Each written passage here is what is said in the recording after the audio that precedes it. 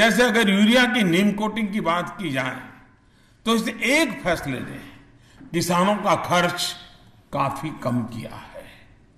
Urea की 100% नीम coating की वजह से यूरिया की एफिशिएंसी बढ़ी है और ये सामने आ रहा है कि अब उतनी ही जमीन के लिए किसान को कम यूरिया डालना पड़ता है। इससे उनकी नौकरी और रोजगार छिन गए हैं। आज देखें, अगर हम पीछे मुड़ करके तो हर एक, चाहे वो किसान हो, उसके खाद की बोरी में 5 किलो चोरी हो गई। आपका गैस का सिलेंडर मिला, आपकी मेहनत की कमाई की चोरी हो गई। पीएम मोदी ने नीम कोटिंग के जरिए यूरिया में खर्च की कटौती का दावा किया तो एसपी अध्यक्ष अखिलेश यादव सवाल उठा रहे हैं कि बीजेपी ने किसानों को यूरिया के मामले में धोखा दिया। अखिलेश यादव का आरोप है कि 50 किलो यूरिया की बोरी मोदी सरकार ने 45 किलो कर दी। अखिलेश आरोप लगा रहे हैं कि यूरिया की बोरी से 5 किलो यूरिया सरकार ने चुरा लिया। अखिलेश यादव ये भी दावा कर रहे हैं कि चुराए गए 5 किलो यूरिया के पैसे से किसानों को सब्सिडी दे रही है सरकार। अखिलेश यादव के दावे से ये सवाल उठता है कि क्या किसानों की यूरिया की बोरी का वजन कम हो गया है और वो 50 किलो की जगह 45 किलो की हो गई है? क्या खेती के लिए खरीदी जा रही यूरिया की बोरी में 5 किलो यूरिया की कमी कर किसानों से धोखा किया गया? क्या वजन कम करने से बचे पैसे को किसानों के बीच सब्सिडी के तौर पर बांटा जा रहा है? ऐसे में सवाल उठता है कि क्या मोदी सरकार ने यूरिया की बोरी से किसानों की खाद निकाल ली है? से उनकी नौकरी और रोजगार छिन गए हैं। आज देखें, अगर हम पीछे मुड़ करके तो हर एक, चाहे वो किसान हो, उसके खाद की बोरी में 5 किलो चोरी हो गई। आपका गैस का सिलेंडर मिला, आपकी मेहनत की कमाई की चोरी हो गई। यूरिया के वजन को कम करने और किसानों की दिक्कतों को लेकर दिए गए अखिलेश यादव के बयान में कितनी सच्चाई है, हम अखिलेश यादव के आरोपों को लेकर यूपी के बीजेपी प्रवक्ता मनीष शुक्ला के पास पहुंचे, जहां उन्होंने यूरिया के वजन पर तो सीधा सीधा कुछ नहीं कहा, लेकिन ये दावा जरूर किया कि बीजेपी के राज में यूरिया के दाम कम हुए।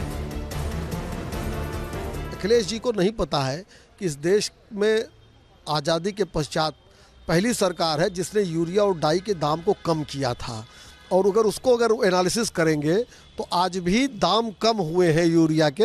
अखिलेश यादव जी उत्तर प्रदेश के मुख्यमंत्री रहे, उन्हें इस तथ्य को जान के तब इस तरह के बयान देने चाहिए। अखिलेश के आरोपों के बीच यूरिया को लेकर बीजेपी के दावे ने हमारे सवालों की फहरिस्त को थोड़ा और बढ़ा दिया। अब हमारे पास यूरिया को लेकर दो सवाल थे। क्या यूरिया की बोरी का वजन कम हुआ और क्या यूरिया के दाम में कमी आई? सियासी आरोप पर जवाब लेने के लिए हम एसपी और कांग्रेस नेता के पास पहुंचे, जहां दोनों पार्टी के नेताओं ने बीजेपी को फिर से सवालों के कटघरे में घसीट लिया।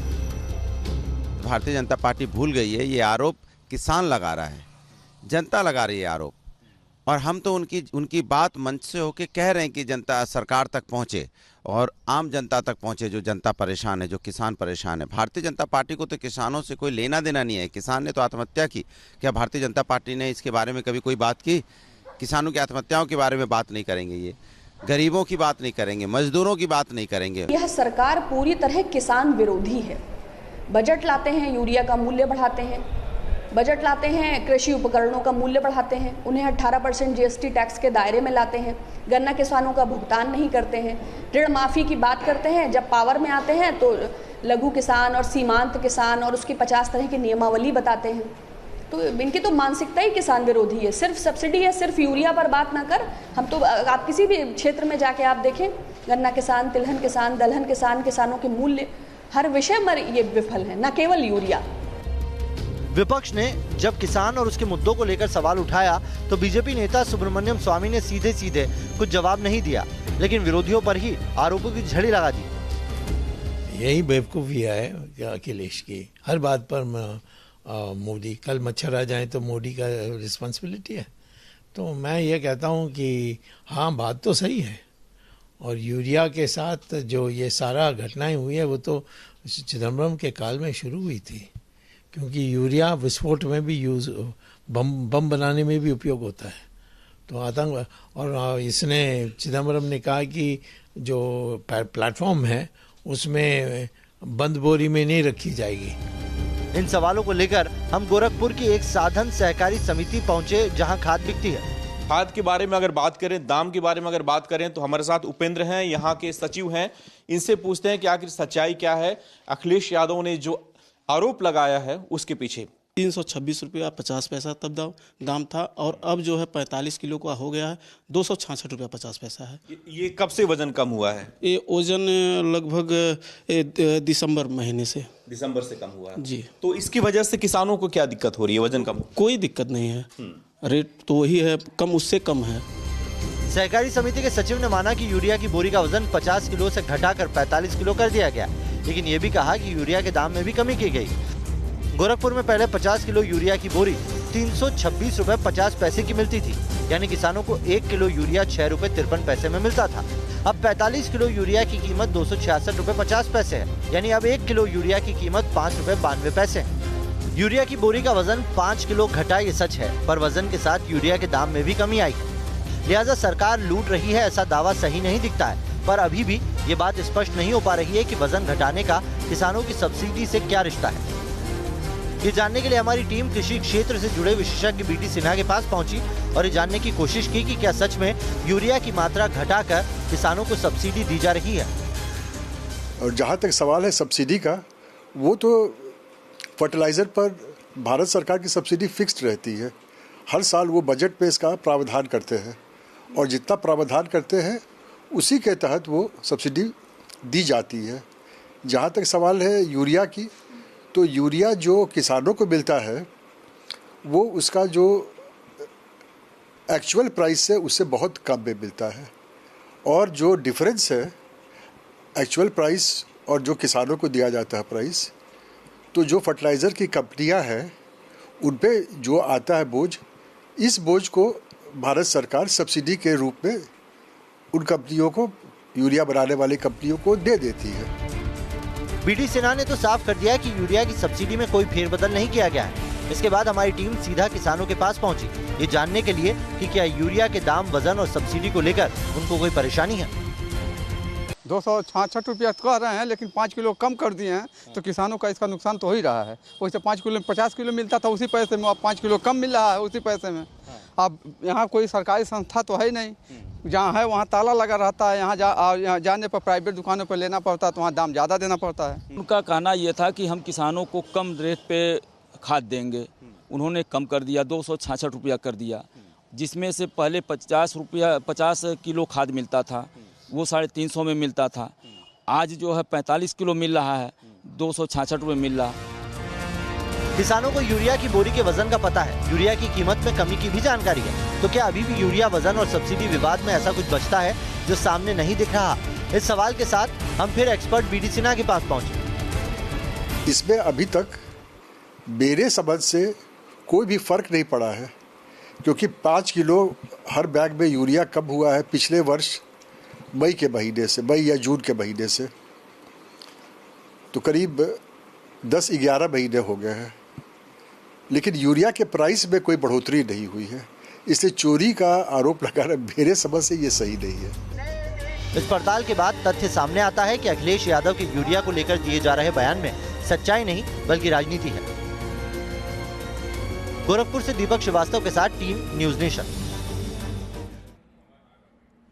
तो इस खबर का पूरा सच आपने जान लिया इस स्पेशल रिपोर्ट के जरिए। आगे बढ़ते हैं। हिंदुस्तान के एक जिले में रफाल, जी हां, ऐसा दावा किया जा रहा है एक तस्वीर को लेकर जो व्हाट्सएप और फेसबुक पर काफी तेजी से सर्कुलेट हो रहा है, लेकिन इसके पीछे का सच क्या है? क्या वाकई ऐसा है? भारत में रफाल के सच से आइए आपको रूबरू करवाने वाली ये रिपोर्ट दिखाते हैं। सोशल मीडिया में वायरल होती इस तस्वीर को बड़े गौर से देखिए। दावा है कि ये तस्वीर हिंदुस्तान की है। तो क्या माना जाए कि राफेल के आने से पहले ही देश में राफेल नाम से साइन बोर्ड लगा दिया गया है? अगर हाँ, तो फिर ये साइन बोर्ड कहां लगा है? आखिर क्यों राफेल लिखी इस तस्वीर को सोशल मीडिया में वायरल किया जा रहा है? जब हमने इन सवालों का जवाब जानना चाहा तो हमारे हाथ एक मैसेज भी लगा जिसमें कहा जा रहा है, हमारे गांव के नाम पर राजनीति की जा रही है, कुछ लोग हमारा मजाक भी उड़ाते हैं, इस तरह की बातों को रोका जाना चाहिए। तो तस्वीर के साथ सर्कुलेट हो रहे मैसेज के पहले ही शब्द में किसी गांव का जिक्र है। तो क्या राफेल नाम से भारत में कोई गांव भी है? अगर हाँ, तो ये गांव भारत के किस हिस्से में है। जब हमने गूगल मैप की मदद से राफेल नाम के गांव की जानकारी जुटाई तो पता चला कि छत्तीसगढ़ के महासमुंद जिले में राफेल नाम का एक गांव है। हालांकि ये गांव अब तक गुमनामी के अंधेरे में ही जी रहा था, लेकिन जिस तरह से राफेल पर राजनीति शुरू हुई उसने इस गांव को भी सुर्खियों में ला दिया है। हमारी टीम ने गूगल मैप पर नजर आ रहे इस गांव तक पहुंचने की तैयारी कर ली। रायपुर से महासमुंद की दूरी करीब 55 किलोमीटर की है, लिहाजा हमारी टीम ने यह सफर कार से तय किया। सरायपाली से होते हुई हमारी टीम जब कुछ आगे बढ़ी तो हाईवे के किनारे ही राफेल नाम का ये बोर्ड नजर आया। ये बोर्ड ठीक वैसा ही था जैसा सोशल मीडिया में वायरल हो रहा था। इस बोर्ड को देखने के बाद लगा कि हमारी पड़ताल सही दिशा में है, तो रास्ते में जो भी साइन मिलते रहे हम आगे बढ़ते रहे। इसी दौरान राफेल ग्राम पंचायत का गेट नजर आया। शायद यही राफेल गांव है जिसका जिक्र वायरल हो रही खबरों और मैसेज सभी में थे।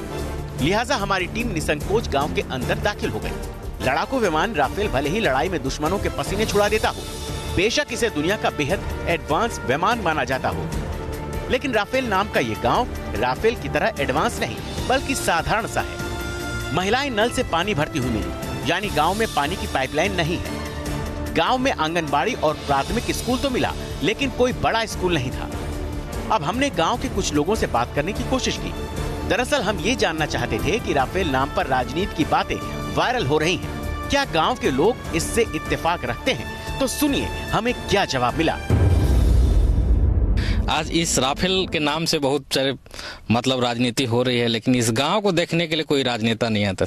राफेल एक अभी जो प्रचलित होता है हमारे गांव से जब देखते आ रहे हैं तो एक गांव का नाम था, शायद आज वर्ल्ड में कहीं नहीं होगा। आप जान रहे हैं जब लड़ाकू विमान चालू हुआ राफेल के नाम से तो ये पूरी दुनिया में छा गई है राफेल राफेल राफेल बोल के, लेकिन इस हमारे छत्तीसगढ़ में एक राफेल छोटा सा गांव है।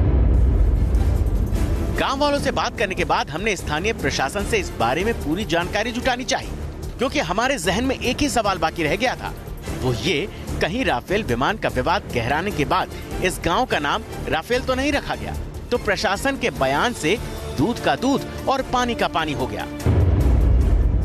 अब इसमें तो मेरी जानकारी के हिसाब जब से राजस्व गांव नामकरण हुआ है तब से राफेल नाम से ही जाना जा रहा है। अब राफेल की क्या है, लगभग जनसंख्या जो है हमारे उस पंचायत की 1300 लोग है।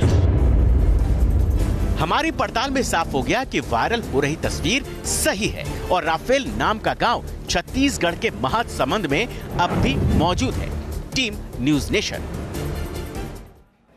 सोशल मीडिया पर एक वीडियो तेजी से वायरल हो रहा है जिसके जरिए ये दावा किया जा रहा है, और ये दावा ऐसा वैसा नहीं है बल्कि बड़ा दावा है कि राहुल गांधी ने वायदा किया है कि किसानों की वो कुछ चांद पर जमीन देंगे। क्या वाकई ये सच है? क्या वाकई राहुल गांधी किसानों को चांद पर जमीन मुहैया करवाने वाले हैं? इसके पीछे का सच क्या है, आप इस रिपोर्ट के जरिए समझ पाएंगे।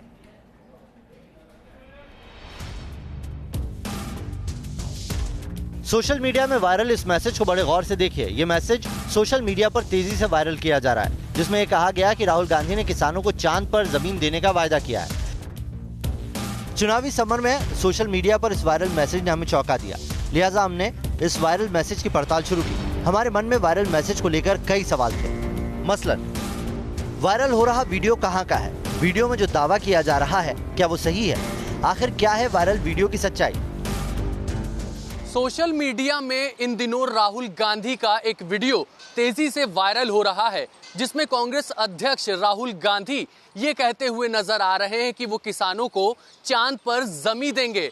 आखिर क्या है इस वीडियो की हकीकत, करते हैं तफ्तीश। अब हमने वायरल मैसेज की पड़ताल को आगे बढ़ाया। हमें इसी मैसेज के साथ एक वीडियो भी मिला जिसके जरिए दावा किया जा रहा था कि राहुल गांधी ने एक चुनावी जनसभा में किसानों को चांद पर जमीन देने का वादा किया। लिहाजा अपनी पड़ताल को आगे बढ़ाने से पहले हमने उस बयान को गौर से सुना। यहाँ पे तुम्हारे खेत से पैसे नहीं बन रहे हैं, वो देखो चांद है, उस पे मैं तुम्हें खेत दूंगा। आने वाले समय में वहां तुम आलू उगाओगे, वहां मैं मशीन लगाऊंगा और फिर आलू को वापस हम गुजरात में लाएंगे। इस वीडियो को सुनने के बाद हमें लगा राहुल गांधी पर किया दावा शायद सही है। लिहाजा वीडियो की सच्चाई जानने के लिए हम पहुंच गए कांग्रेस दफ्तर। कि आज देश में बेरोजगारी पिछले 45 सालों में सबसे ज़्यादा क्यों है, कि आज जो है रुपया एशिया का सबसे कमज़ोर करेंसी क्यों बन गया है, कि आज किसानों की ऐसी दुर्दशा क्यों है कि आज जो है उनके आत्महत्या के आंकड़े छुपाने पड़ते हैं। लाखों लोग सड़क पर निकलकर रहम की भीख मांगते हैं, दुहाई मांगते हैं कि मोदी सरकार कुछ करो।